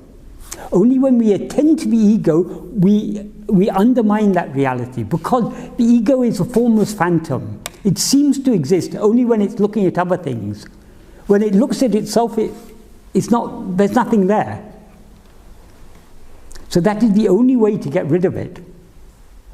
All other spiritual practices are a bit like you see a snake on the path, so you get a big stick and you start beating the snake. If it were a real snake, you could kill it. But it's not a real snake, it's only a rope. So however much you beat it, it's not going to die. The only way to kill that snake is to look at it very carefully and see that it's only a rope. Likewise with this ego. All other spiritual practices assume there's an ego and are trying to get rid of it. Whereas in self-investigation, we're not assuming there's an ego, we're looking to see if there really is any such thing. When we look at it closely enough, we'll see only Brahman, we'll see what our real nature. And when we see what we actually are, we'll see we were never this ego. Which was there. Seemed to be there. When you look carefully at the snake and see that it's just a rope, you don't think that you've got rid of the snake, do you? Because you know there never was a snake. It was always a rope, even when you mistook it to be a snake. So also we are always Brahman.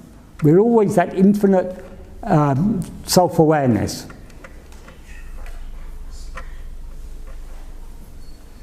So merely the looking without having a looker is suffice? No, the looker is to look at the looker.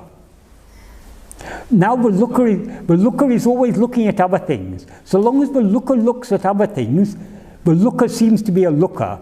But when the looker looks at itself, when the looker looks at the looker, it sees there is no looker.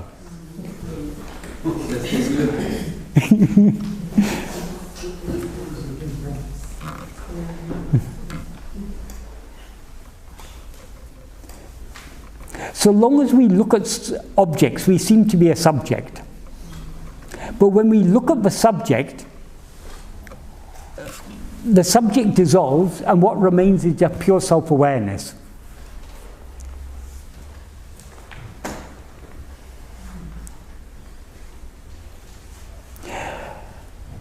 The problem is we're looking in the wrong direction. We're looking at other things. We simply need to turn our look back to look at ourselves.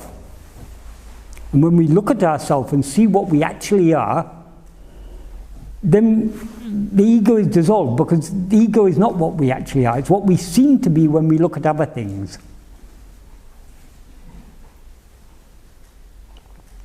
In sleep we don't seem to be an ego, do we? But as soon as we, in waking or dream, we seem to be an ego. We seem to be us as the subject and all these objects out there. Things other than ourselves appear to exist only in waking and dream because we appear to be a separate subject.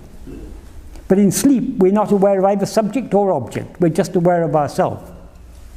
So if we want to bring that experience of sleep into the waking state, all we have to do is to look at ourselves to see what we actually are. It's so simple what Bhagavan has taught us. It seems, people say it's simple in theory, but it's difficult in practice. Why it is difficult in practice? Because we are not yet ready to let go. Because if we look at the ego keenly enough, it will dissolve forever. So we have to be willing for our own demise. Does it dissolve, Michael, or was it never there? It was never there. But we say dissolve from the perspective of our present perspective, where we seem to be this ego. That's why words can never capture it. That's why ultimately silence is the only real teaching. Where we talk about manonasa, dissolution of the ego, all these things, because now the ego or mind seems to exist. We seem to be that. But when actually we see what we actually are, we'll see there never was any ego to dissolve in the first place. Yeah,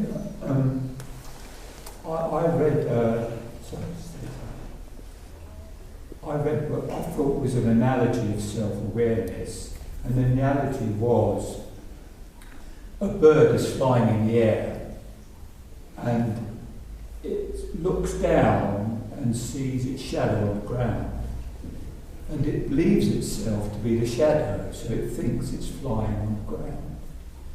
And self-awareness in this story is for the bird to realise yes, he's a bird in the air. Right, yes. Not what he's looking at. Yes. Yes, but so long as we're looking at anything other than ourselves, we seem to be this ego. When we look at ourselves, there's no ego to be found. There's no ego to be found, but there is something.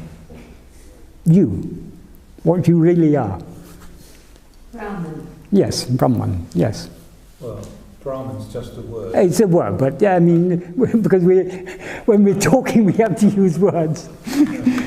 So, yeah, could we say that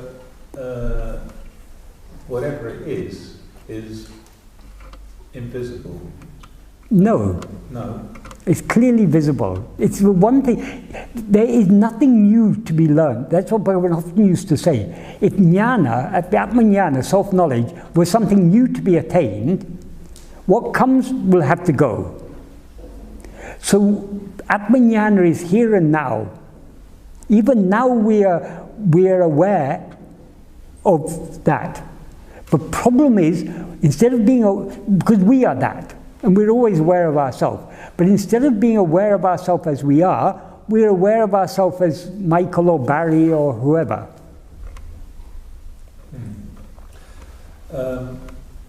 Which means that we're not aware of ourselves as we really are. Yes, but we are aware of ourselves. And when it's very, I mean, when we see what we really are, we will see, but we have always been aware of ourselves as we actually are, because there's nothing else for us to be aware of. But there's a limit to how much our mind can grasp this. We can have a vague inkling, but we can't, it has to be experienced.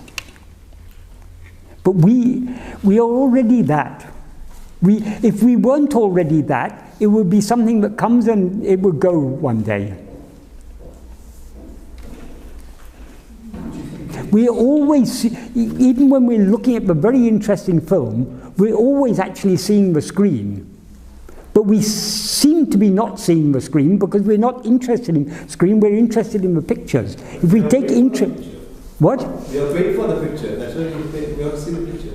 Sorry? We are paying for a picture. Oh, yes. We've got a lot invested. We don't pay that just to see the price. Yes. So we've got a lot invested in this ego. So we're not ready to let go of it. All our life's effort has been invested in this ego. No, I was just going to say, do you think it's true to say that we are pure awareness? Yes. So therefore, we can never be aware of ourselves because we are awareness. Well, that is what being aware of ourselves is. Because we cannot be aware without being aware that we are aware. And being aware that we are aware entails being aware of ourselves. So the most fundamental form of awareness is self-awareness. That's why we are always self-aware. Awareness of other things comes and goes. In waking and dream, we're aware of other things. In sleep, we're aware of nothing else. But whether we're aware of other things or not, we're always aware of ourselves. Because self-awareness is the is the fundamental nature of awareness. And pure awareness is just self-awareness. Awareness of anything is impure awareness. That is ego, mind.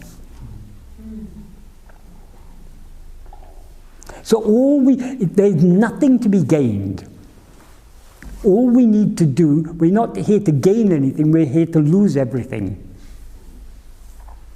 So it's, attaining Atmajnana isn't an addition, it's a subtraction. But what is subtracted doesn't actually exist at all. As we will see when what is to be subtracted, namely ego and all phenomena, doesn't actually exist at all. So when it's subtracted, we'll see that nothing was either added or subtracted. But so long as we are aware of ourselves as this ego, so long as we're aware of phenomena, all this is to be subtracted.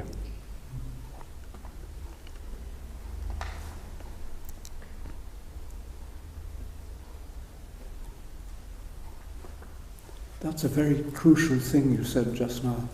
We're not here to gain anything, we're here to lose everything. Yeah, Bhagavan often used to emphasize that. To lose everything. Yeah. Including our hair and our teeth. Including our hair and our teeth. Including the body on which the hair and teeth grow. We're not contained. Including the ego who says this body is I. That is the problem. Body is not a problem. The ego who says I am this body, that is the problem.